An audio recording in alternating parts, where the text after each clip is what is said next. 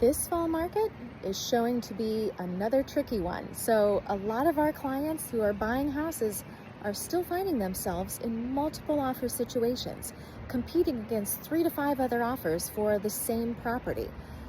Look, guys, I know this is frustrating, but there are ways to win in a multiple offer situation.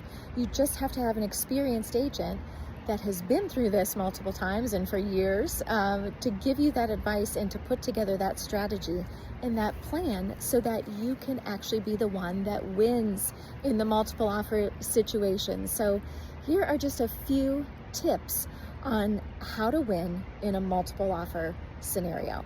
Okay, number one, obviously your price. Know what the house is worth. Know how much it makes sense to go over asking price if you're going to do that. Have your realtor pull those comps and talk about those things so you feel comfortable in the price.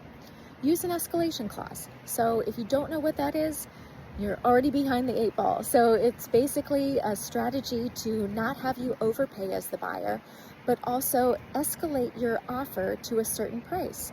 So for example, you could say, I will go $1,000 higher than the next highest offer, up to a maximum amount of, and then fill in the blank.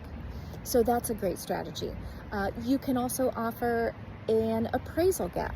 So this is a lot of times used in conjunction with the escalation clause. So for example, if a house is listed at $300,000 and you say that you're going to escalate up to $320,000, well, what if the house doesn't appraise for $320,000? That's a common issue and concern with a home seller. So as they're contemplating your offer and they go, wow, this is great, it's $320,000, but what do we do if that house doesn't appraise? So an appraisal gap will address that. And it's basically you as the home buyer saying, if the home does not appraise and it comes up short, we will bring X amount of additional money to closing to offset that difference. So that's another great way to overcome multiple offer situations. Obviously, your inspections. We never suggest that you skip a professional home inspection. However, you have to know if you're going to check all of the boxes and you're going to inspect everything and anything and add a whole bunch of extra contingencies, the seller may not consider your offer.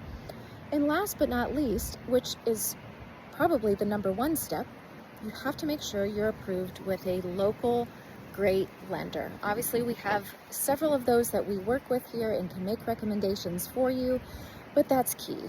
When a homeowner looks at your pre-approval letter, they want to feel confident that you are going to get the financing and it's not going to be an issue for you to get to that closing table.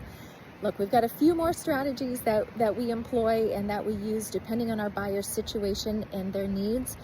But look, guys, there are ways to overcome and win in a multiple offer situation. So call us. We'd love to help you.